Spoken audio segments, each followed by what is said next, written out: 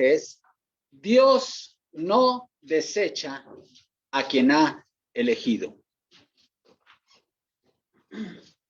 Si tú estás en Cristo, puedes estar seguro que Dios no te abandonará, no te rechazará, no te desamparará. Hermanas Judith, el Señor nunca las desamparará.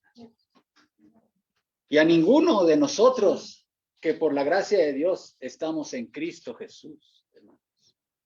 Porque Dios no rechaza a quien ha elegido. Una de las manifestaciones más notorias de la crueldad humana y del estado caído en el cual se encuentra el ser humano espiritualmente hablando es el rechazo de aquel ser a quien tú una vez amaste. Incluso, bueno, hoy está muy de moda. ¿Cuántos tienen mascotitas, no? Todos, muchos de aquí tenemos mascotas. Pues hay relaciones de afecto con las mascotas, pero hemos visto últimamente noticias de la crueldad humana con las mascotas. Pero más allá de esas relaciones con otras especies, las relaciones humanas, hermano. ¿Cuántas veces padres desechando a sus hijos? Cónyuges desechando a sus cónyuges, ¿verdad? Hijos desechando a sus padres. Bueno, Dios no es así, hermanos. Dios no es así. Dios no desecha a quien ha elegido. Y eso lo vemos con el pueblo de Israel, el pueblo a quien él escogió. Vamos a leer, hermanos, todos juntos ahí sentaditos, todos juntos este pasaje, este capítulo. Son 36 versículos. Vamos a leer y poner toda atención. Digo pues, ¿ha desechado Dios a su pueblo? En ninguna manera, porque yo soy israelita de la descendencia de Abraham, de la tribu de Benjamín. ¿No ha desechado Dios a su pueblo, al cual desde antes conoció?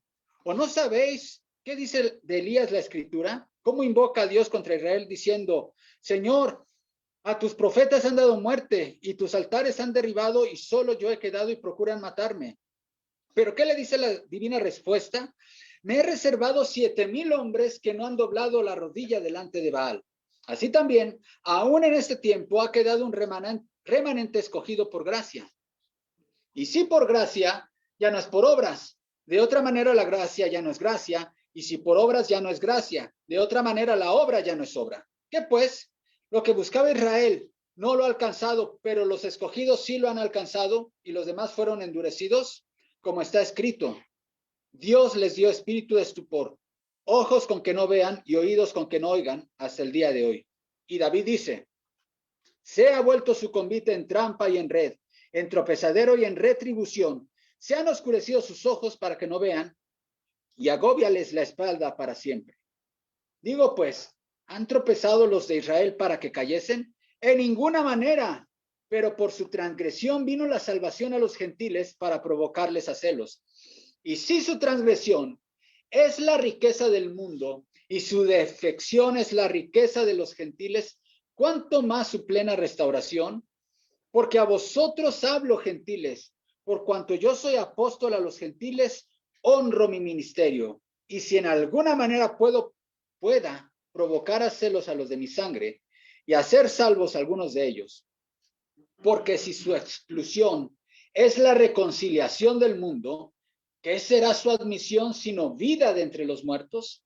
Si las primicias son santas, también lo es la masa restante. Y si la raíz es santa, también lo son las ramas. Pues si algunas de las ramas fueron desgajadas, y tú, siendo olivo silvestre, has sido injertado en lugar de ellas, y has sido hecho participante de la raíz y de la rica savia del olivo, no te jactes contra las ramas. Mucha atención aquí, hermano. No te jactes contra las ramas, y si te jactas, sabe que no sustentas tú a la raíz, sino la raíz a ti. Pues las ramas, dirás, fueron desgajadas para que yo fuese injertado. Bien, por su incredulidad fueron desgajadas, pero tú por la fe estás en pie. No te ensoberbezcas, sino teme, porque si Dios no perdonó a las ramas naturales, a ti tampoco te perdonará. Mira pues la bondad y la severidad de Dios. la severidad ciertamente para con los que cayeron, pero la bondad para contigo. Si permaneces en esa bondad, pues de otra manera tú también serás cortado. Y aún ellos, si no permanecieran en incredulidad, serán injertados, pues poderoso es Dios para volverlos a injertar. Porque si tú fuiste cortado del que por naturaleza es olivo silvestre, y contra naturaleza fuiste injertado en el buen olivo, ¿cuánto más estos que son las ramas naturales serán injertados en su propio olivo? Porque no quiero, hermanos, que ignoréis este misterio, para que no seáis arrogantes en cuanto a vosotros mismos, que ha acontecido a Israel endurecimiento en parte, hasta que haya entrado la plenitud de los gentiles. Y luego todo Israel será salvo, como está escrito. Vendrá de Sión el libertador, que apartará de Jacob la impiedad. Y este será mi pacto con ellos, cuando yo quite sus pecados.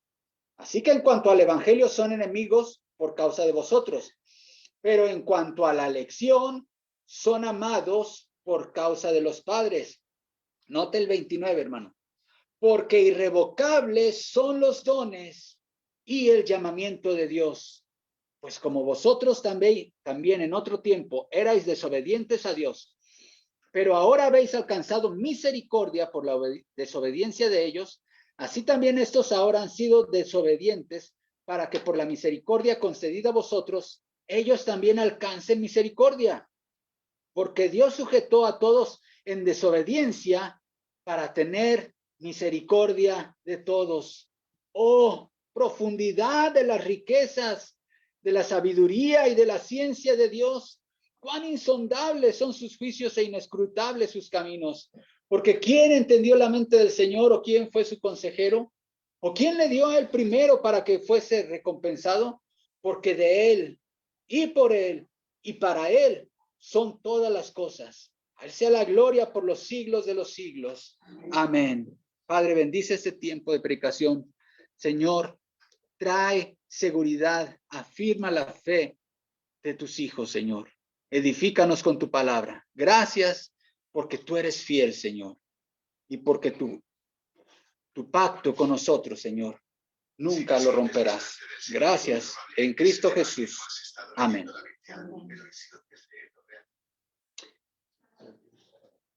Mis amados, hay tres razones que vemos en este pasaje por las cuales Dios no va a desechar a aquel a quien ha escogido. Ya hemos visto, hermanos, que el apóstol Pablo desde el capítulo 9 está aclarando algunas dudas que pudieran surgir por la enseñanza que dio sobre la elección en el capítulo 8.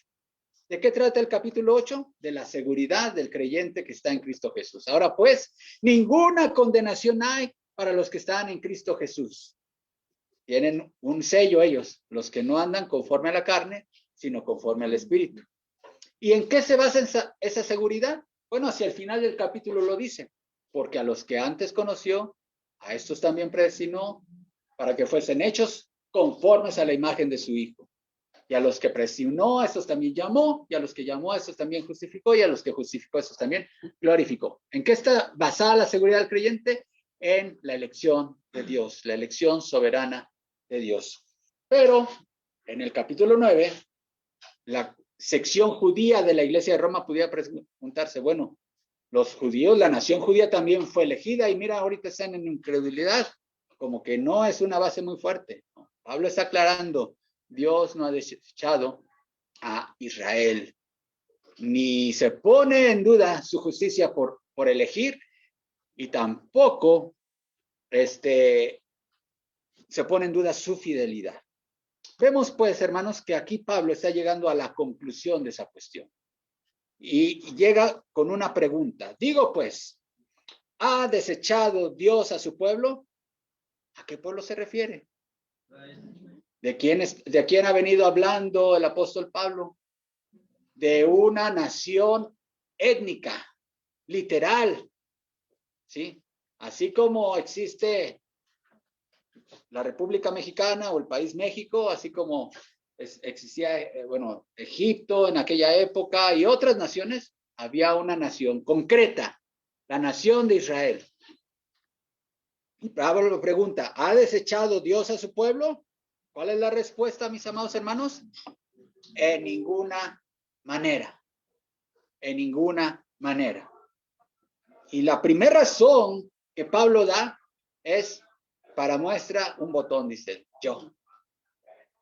Porque yo también soy israelita, étnico, genéticamente judío. Es más, dice, soy descendiente de Abraham directamente. Y soy de la tribu de Benjamín. Miren, la tribu de Benjamín era motivo de orgullo para el que fuera benjaminita. ¿Por qué? Porque Benjamín, de todos los hijos de Jacob, fue el único que nació en la tierra prometida. Además, fue la única tribu que fue leal a Judá cuando se dividió el reino. El primer rey de Israel, Saúl, era de la tribu de Benjamín. Y además, Jerusalén, la ciudad de Jerusalén, la ciudad santa, era una ciudad de la tribu de Benjamín. Pablo dice, yo soy de esa tribu. Yo soy descendiente de Abraham. Y vean, Pablo se pone como muestra porque va a concluir este capítulo y esta sección hablando del futuro de Israel.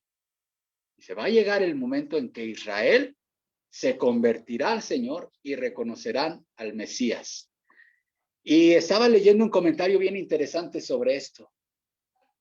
Si ustedes ven en el libro de los Hechos, 3 veces se narra la conversión de Pablo. Y pareciese que Lucas está enfatizando mucho esa conversión. Y Pablo, todos conocemos cómo fue su conversión. Pablo estaba interesado en conocer quién era Jesús, estaba como que buscando, no, ¿verdad? Estaba persiguiendo, había decidido destruir el cristianismo y la iglesia cristiana cuando el Señor lo alcanza por su gracia. Bueno, hay una similitud, hay similitudes entre lo que será la conversión masiva de los judíos al final de la época con la conversión de Pablo, hermanos. Porque a Pablo se le apareció una luz, se le apareció el Señor en toda su gloria y cambió su corazón de perseguidor, de estar en contra de Jesús, a ser un proclamador de Jesús. Y es más, ¿cuál era la misión de Israel? ¿Cuál era la misión, la razón de existencia de Israel como pueblo escogido en el antiguo pacto, hermanos? Sentirse muy presumido, decir, somos el pueblo escogido. No, ¿verdad? Ellos tenían una misión. ¿Cuál? Dar a conocer a todos los pueblos a Dios, al Dios verdadero. Y ahora, un judío de la tribu de Benjamín estaba cumpliendo esa misión de Israel de dar a conocer a Jesús, al Salvador del mundo, a todos los pueblos. Apóstol de los gentiles, dice él, honro mi ministerio. Pero sigue diciendo, hermanos, Pablo, y estamos todavía en la introducción, hermanos, otra razón, ¿sí? Y señala aquí a Elías. Pero mencionaba, hermanos, que este pasaje nos da 3 razones, y quiero hacer referencia a ellas. La primera razón es porque el llamado de Dios es irrevocable. El llamado de Dios es firme e irrevocable. Segunda razón, por la cual Dios nunca desecha a quien ha escogido, es porque Dios siempre se guarda para sí un remanente fiel a Él. Y la tercera razón es porque Dios siempre ha tenido en su plan original a todas las naciones. Es decir, Israel no era el fin, era un medio para el fin. Vamos a ver la primera razón. El llamado de Dios es firme y irrevocable. Vean la razón que da en el versículo 2, Romanos 11:2. No ha desechado Dios a su pueblo, entiéndase, Israel, la nación de Israel, al cual desde antes conoció. A ver, todos los que han seguido estos sermones de Hechos en los últimos, por lo menos 5 domingos, ¿qué significa la palabra conoció cuando se refiere a Dios, cuando está aplicado a Dios? Al cual desde antes, si Dios conoció, dice a los que antes conoció, ¿qué significa? ¿Qué hemos dicho? Escogió, ¿sí? Escogió. Pues no ha desechado Dios a su pueblo, al cual desde antes escogió. ¿O no sabéis lo que dice la Escritura? Es decir, ¿cuál es la razón por la cual Dios no desecha? el que te ha escogido. Y cuando Dios decide hacer algo contigo, se va a mantener firme en eso. Porque Él no es hombre para que mienta. De hecho, amados hermanos, muchas corrientes teológicas que surgieron a partir de que el Imperio Romano se cristianizó, empezaron a tener a Israel como enemigo. Y esto sembró la semilla de lo que hoy se conoce como el antisemitismo, hermano. ¿Han oído hablar de este pensamiento? Que es el odio hacia los judíos. Y había algunos teólogos de la antigüedad, por ejemplo, Clemente de Alejandría. Vean lo que dijo sobre el pueblo de Israel, la nación de Israel.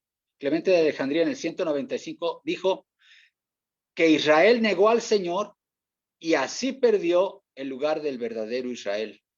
Hipólito de Roma dijo: los judíos han sido oscurecidos a los ojos de su alma con una obscuridad total y definitiva. Orígenes dijo: los judíos nunca serán devueltos a su antigua condición. También él mismo dijo: una señal de que Israel ha recibido el acta de divorcio es que Jerusalén fue destruida junto con lo que ellos llamaban el santuario de las cosas que en ella se creían santas. Esta fue la teología que se fue construyendo, y bueno, es que ya no existía Israel en ese tiempo. En el año 70, Jerusalén fue destruida, el templo fue destruido, cumpliéndose la profecía de Jesús, y el pueblo judío ¿han escuchado la frase judío errante? Pues así eran, estaban dispersos en todos los lugares, pero no existían como un país, como una nación, como un estado. Eso fue muy reciente, apenas en 1945, cuando se funda, 48, gracias, el Estado de Israel, nuevamente. Pero toda la teología cristiana, hermanos, era una teología que había pensado que Israel estaba fuera ya de los planes de Dios. De hecho, Martín Lutero, el mismo Martín Lutero, hermanos, escribió unas cosas muy parecidas a las que ya he leído. Él dijo: los judíos ciertamente rechazados por Dios no son más su pueblo y tampoco es él ya más su Dios. De hecho, él escribió un documento bastante fuerte contra los judíos, que cuando surge el movimiento nazi, se tomó mucho de la teología luterana respecto a ese rechazo contra los judíos. Y vean lo que él decía: en los últimos años Lutero se aferró a una fuerte teología de reemplazo punitiva en contra de Israel, la que creía que el pueblo judío era permanentemente castigado y rechazado por Dios por su incredulidad en Jesús. En su obra de 1543, Los judíos y sus mentiras, fue un ataque cruel contra el pueblo judío. En ella pedía quemar escuelas, casas y sinagogas judías, así como la confiscación de dinero y propiedades y la prohibición de la actividad rabínica. Incluso algunos del clero protestante en Alemania usaron las palabras de Lutero contra los judíos para apoyar a la Alemania nazi. Todos sabemos, hermanos, cómo el nazismo fue una mancha en la historia. Bueno, pero por mucho tenía que ver una errada teología respecto al trato de Dios con Israel, hermanos. ¿El cristiano tendría que ser antisemita? No. ¿Antijudío? ¿No? Aquí Pablo está diciendo: no ha desechado Dios a su pueblo, claramente. Y no podemos espiritualizar esto de pueblo, hermanos. Pablo está hablando de una nación étnica, está hablando de Israel, claramente. Por lo tanto, hermanos, a partir de que termina la Segunda Guerra Mundial, y cuando se funda el Estado moderno de Israel, la teología, toda esta teología contra Israel empieza a ser revisada. Y por ejemplo, uno de estos teólogos, Kendall Sullivan, observa lo siguiente y escribe lo siguiente: bajo las nuevas condiciones creadas por estos acontecimientos, se refiere al fin de la Segunda Guerra Mundial y al Estado de Israel, las iglesias cristianas han comenzado a considerar de nuevo su relación con el Dios de Israel y el Israel de Dios a la luz de las Escrituras y del Evangelio sobre Jesús. Esto incluye una revisión de la enseñanza del supercesacionismo después de casi 2000 años. Hermanos, nosotros somos una generación de la iglesia en la cual, a diferencia de lo que se vivió en la mayor parte de la historia del cristianismo, tenemos a un pueblo de Israel que existe como nación, como cultura, ahí. Ahí están en su tierra, ¿sí? Y teniendo una identidad. ¿Cómo debemos nosotros ver esa existencia de Israel a la luz de lo que Pablo está diciendo? Un día ellos serán salvos. Ellos un día reconocerán a Jesús. Va a haber un enorme avivamiento entre la comunidad judía mundial de reconocimiento de Jesús al Mesías. ¿Eso cuándo? Aquí dice Pablo, cuando haya entrado la plenitud de los gentiles, cuando el último gentil se convierta, cuando el último de los escogidos entre los no judíos venga a los pies de Cristo, entonces todo Israel será salvo. Esto no es una motivación para ganar al mundo, para impulsar la obra misionera, para ser discípulos, para predicar a diestra y siniestra, ¿no? Sí, porque nosotros tenemos esa encomienda de llevar el evangelio y hacer discípulos a todas las naciones. Dios no ha desechado a su pueblo, y si no ha desechado a Israel en lo colectivo, tampoco te va a desechar a ti en lo individual, amado hermano y hermana. ¿Por qué? Porque la base es la misma, la elección. Todos conocemos las palabras que dijo aquel profeta que fue contratado. Vayamos a Números 23:19. Dios no es hombre para que mienta, ni hijo de hombre para que se arrepienta. Él dijo y no hará, habló y no lo ejecutará. Y él dice, yo te he amado, yo te llamé, te atraje a mí, viniste a mí. Algo que a mí me maravilló de la reunión que tuvimos en casa de la hermana Grace con su familia. Y bueno, lo puedo decir porque es algo hermoso que usted mencionó.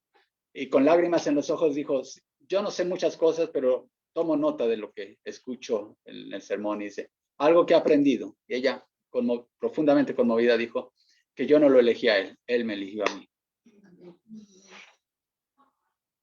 Qué hermosa revelación del Señor, hermanos. Entonces, si Dios te ha llamado a su salvación, porque eres bueno, no, por su gracia, ya lo dijimos. Y aquí lo enfatiza Pablo. Es porque Él te va a sostener. ¿Hasta cuándo? Hasta que su propósito se cumpla. Ser hechos conforme a la imagen de Jesucristo. Esa es la primera razón, hermanos. Su llamado es irrevocable. Lo dice también el versículo 29. Porque irrevocables son los dones y el llamamiento de Dios. ¿Qué significa irrevocable? Nada lo puede echar para atrás, hermanos. Nada. No hay poder en el mundo. Pero segunda razón. La segunda razón es que Dios siempre ha tenido un remanente fiel. Miren, a veces podemos poner en duda que Dios esté cumpliendo sus propósitos porque tanto Israel pasó por crisis espirituales muy fuertes, ¿no es cierto? Si tienen dudas, lean el libro de Jueces nada más, para que vean nada más hasta dónde tocó fondo Israel desde el punto de vista de la vida moral y espiritual. O sea, cosas terribles que ni los paganos hacían. Idólatras, inmorales, asesinatos, lo peor que ustedes se puedan imaginar, ese pueblo escogido por Dios lo practicaba. Bueno, en la época que le tocó vivir al profeta Elías estaba algo similar. Una profunda obscuridad espiritual en Israel. Resulta que el rey en turno era Acab. Se había casado con una mujer extranjera, hija de un rey extranjero, y ella instituyó oficialmente el culto a Baal como el culto oficial entre la nación del pueblo del norte. Ya estamos hablando del pueblo dividido, el pueblo del norte, el pueblo de Israel, las 10 tribus del norte. Y entonces se efectuó desde el Estado una persecución contra aquellos profetas del Dios de Israel, de Jehová. Y entonces Elías Ustedes conocen, nos gusta esa historia, ¿verdad? De los dos altares. Manda a llamar a los profetas de Baal. ¿Cuántos eran? 400 profetas. Y les dice, les doy chance. Ustedes empiecen. ¿Sí? Clamen a Baal. Pero que él mande el fuego. ¿Sí? Y empezaron ahí a hacer sus danzas, rituales, más sus rituales de cutting. Y nada. Y ya él empezó a burlarse. No es bueno burlarse de las otras religiones, hermano, pero él se burló de ellos. Él se burló de ellos y dice, seguro está durmiendo. Bueno, dice, ¿no pueden? Bueno, ahora voy yo. Y entonces llega Elías y hace una oración, Señor, demuestra que tú eres el Dios. Es más, dice, échenle agua al holocausto. Y Dios responde con fuego. Y se queda de manifiesto el Dios verdadero de Israel. Entonces manda a Elías a matar a todos los profetas. Pero ¿qué creen? La primera dama se entera de esto. Dice, juro. Y le manda a decir a Elías, juro que si para mañana no estás tú como pusiste a mis profetas, que los dioses me lo demanden. Entonces Elías, ese gran victorioso que vio el poder de Dios, entra en pánico y se va a esconder en una cueva. Y ahí en la cueva, Dios lo llama. Y le dice, Elías, Elías. Y entre otras cosas, Elías le dice estas palabras. Versículo 3. Señor, a tus profetas han dado muerte y tus altares han derribado, y solo yo he quedado y procuran matarme. Hay unos hermanos que estaba escuchando, que debemos de tener cuidado con el síndrome de Elías.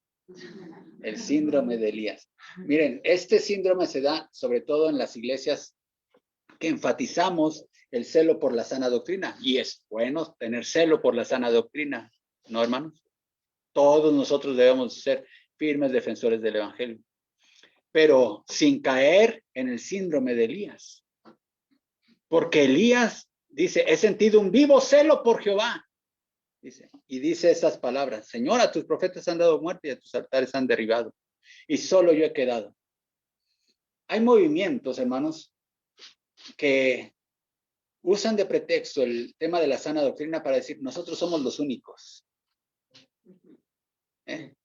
Todo el cristianismo se ha corrompido.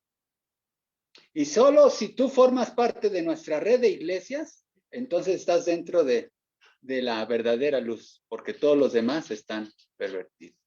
Hermano, eso podría pasar también entre el pueblo bautista. Los bautistas no somos sectarios, Nadie piense que los bautistas somos los únicos que nos vamos a ir al cielo. Aunque hay algunos todavía de la vieja guardia que sí lo creen, hermano. No, para nada. No. Y mucha gente piensa, hermanos, no, es que todo está mal. ¿Sí? Deberíamos aislarnos de todo comunión con otras iglesias porque se ha corrompido todo. Nosotros, verás, somos los únicos que quedamos, ¿no? Fieles al Señor. Ojalá fuéramos el remanente fiel, hermanos, pero la verdad es que, ¿qué dice la divina respuesta? Versículo 4, ¿qué le dice la divina respuesta?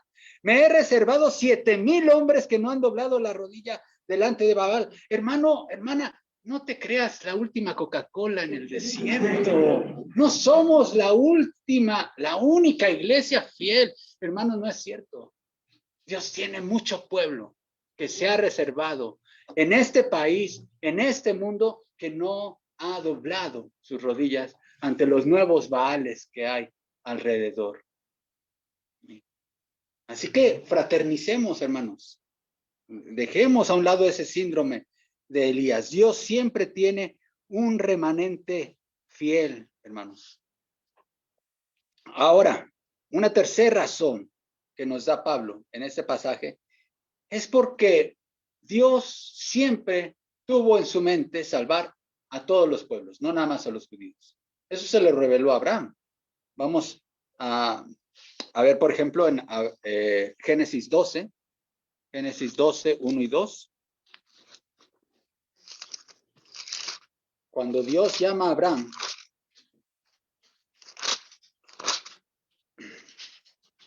pero Jehová había dicho a Abraham, vete de tu tierra y de tu parentela, de la casa de tu padre, a la tierra que te mostraré, y haré de ti una nación grande, y te bendeciré y engrandeceré tu nombre y serás bendición. Versículo 3, bendeciré a los que te bendijeren y a los que te maldijeren maldeciré, y serán benditas en ti todas las familias de la tierra. Gloria a Dios, hermano. Gloria a Dios. Eso nos alcanza a nosotros. Yo sé que hay muchos mexicanos que se sienten con sangre judía, pero la verdad es que no tenemos sangre judía. No somos judíos. Por la gracia de Dios, hermanos, fuimos, como lo dice en la analogía más adelante, Pablo, somos injertados en un olivo, ¿sí? Por eso no nos queda el ensoberbecernos, como las citas que les di de los teólogos, que eran grandes teólogos, pero en este punto estaban equivocados, ¿no? Que decían, no, nosotros somos, Israel es desechado, ¿no? Israel sigue en los planes de Dios todavía, hermanos. Dios siempre ha tenido en mente a todo el mundo en sus planes, hermanos. Judíos, chinos, asiáticos, africanos, europeos, todos ellos, hermanos. Por lo tanto, a la pregunta que hace Pablo en el versículo 11, digo pues, ¿han tropezado los de Israel para que cayesen? Es decir, Dios les puso una piedra de tropiezo para que cayesen y nunca se vuelvan a levantar. No, esa caída no es para siempre. Un día Israel será renovado para arrepentimiento, hermanos. ¿Sí? Dios está trabajando entre el pueblo gentil y salvando al último de los que él ha escogido entre los gentiles, y entonces todo Israel será salvo. Los gentiles, hermanos, siempre hemos estado en el corazón de Dios. Vean lo que dice el Salmo 22, 27. Se acordarán y se volverán a Jehová todos los confines de la tierra, y todas las familias de las naciones adorarán delante de ti. Cuando habla la Biblia en estos términos, hermanos, yo me imagino el trono de Dios y una enorme multitud que no se puede contar, con gente que conserva los rasgos típicos de su etnia, el color de su piel. Pero no solamente eso, sino me los imagino con sus vestimentas propias de su cultura. Y quizás hasta en su propio idioma, adorando delante del trono a Dios, porque por algo hace referencia de todas las naciones. Vean lo que dice Apocalipsis 7:9. Y ese sí me gustaría que lo vieran ahí directamente de sus Biblias. Después de esto miré y aquí una gran multitud, la cual nadie podía contar, de todas las naciones y tribus y pueblos y lenguas que estaban delante del trono y en la presencia del Cordero, vestidos de ropas blancas con palmas en las manos. Bueno, aquí habla de ropas blancas, ¿verdad? Pero noten, hermanos, había rasgos, o sea, había algo que los caracterizaba o identificaba como integrantes de una etnia en el mundo. ¿Qué tenían en común? Redimidos por Dios, hermanos. Salvados, adorando al Señor delante del trono, hermanos. Israel solamente era un medio, pero no era el fin siempre fueron todas las naciones, hermanos. Pablo termina esta sección de la carta diciendo que este endurecimiento que tiene Israel de rechazo al Mesías solo es en parte. Es decir, no es definitivo, es por un tiempo. Pero al final, Dios lo salvará. Y esta desobediencia de Israel es oportunidad para los gentiles. Por lo tanto, hermanos, Pablo dice en el versículo 32, porque Dios sujetó a todos en desobediencia para tener misericordia de ¿quiénes? De todos. Su plan es tener misericordia, hermanos, de todos, de todas las naciones. Pablo ha llegado en su reflexión teológica a un nivel de profundidad muy hondo, en el cual simplemente llega y se maravilla. Y por eso termina con una expresión de adoración, una doxología, de las que él seguido incluye en sus cartas. Dice, oh profundidad de las riquezas de la sabiduría y de la ciencia de Dios. Cuán insondables, es decir, cuán imposibles de investigar son los caminos de la sabiduría de Dios. Inescrutables sus caminos, difíciles de estudiar. Porque ¿quién entendió la mente del Señor o quién fue su consejero? ¿O quién le dio el primero para que le fuese recompensado? Y aquí está la clave de todo, hermanos. Porque de Él y por Él y para Él son todas las cosas. A Él sea la gloria por los siglos de los siglos. Amén. Hermanos, hay muchas cosas en esta sección que hemos visto de Romanos que no entendemos. Ni el teólogo más estudiado puede comprender las verdades que están contenidas en Romanos capítulos 1 al 11, porque son demasiado profundas. Las predicamos, las enseñamos porque están reveladas en la Biblia, pero nuestra mente es totalmente finita. Y a veces por tratar de hacer las cosas más fáciles a nuestra mente caemos en errores teológicos. No, no lo hagas, hermano. No lo hagas. Mejor di como Pablo, esto es profundo. Lo que sí sé es que todo lo que Dios hace es por Él, viene de Él, por Él y para Él. ¿Por qué? Porque para Él es toda la gloria. Es decir, el tema de la salvación, el tema del evangelio, hermanos, no se trata de ti, no se trata de mí. Se trata de Dios y de que Él reciba toda la gloria. En todo. En tu elección, en tu llamamiento y conversión, en tu santificación y en tu glorificación. En todo ese proceso, Dios es glorificado. Porque de Él y por Él y para Él son todas las cosas. A Él sea la gloria por los siglos de los siglos. Amén. Dios no te va a desechar, hermano y hermana. Si tú estás en Cristo, puedes estar seguro que no te va a desechar. Puede ser que Dios un día se canse de mí, me rechace, me regrese a la condición. No, nunca. El ser humano hace eso, pero Dios no. Dios nunca te va a desechar. ¿Por qué? Porque desde antes, al igual que sucedió con Israel, desde antes te conoció. ¿Antes de qué? Antes de que creara el universo. Un himno hermoso que nos gusta a veces escuchar. A mí me amó Jesús antes que hubiera estrellas. A mí me amó Jesús antes que el mundo fuese. Pensó Jesús en mí. Eso es, hermanos, algo que no podemos entender. Cuando yo veo mi vida y veo cuánto le he fallado a Dios. Y cuando yo soy honesto conmigo mismo, veo que no hay nada en mí que haya motivado a Dios para escogerme, para amarme, para salvarme. Nada. Y cada día que pasa me convenzo de lo mismo. ¿Qué es lo que hace esta enseñanza, hermanos? Caer de rodillas ante Dios y decir, Señor, gracias. Gracias, porque solo es por tu gracia que yo no estoy, quizá drogándome, quizá asaltando banco en una pandilla, haciendo otras cosas. Es por tu gracia. A ti doy toda la gloria. Padre, gracias te damos, Señor, porque decimos como Pablo, profundidad de las riquezas, de la sabiduría y de la ciencia de Dios.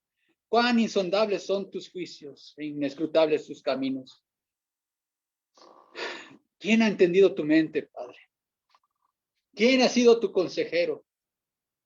¿Quién te dio a ti primero, Señor, para que te recompensáramos porque de ti y por ti y para ti son todas las cosas, y a ti sea la gloria por siempre. Padre, gracias te damos, porque es por tu pura gracia inmerecida que estamos en Cristo Jesús, que somos un pueblo con esperanza, Señor. Gracias porque nos vestiste con la justicia de Cristo, tu Hijo amado, porque perdonaste todos nuestros pecados. Gracias te damos, Señor, porque todo lo que nos permites ver de tu gloria no lo merecemos.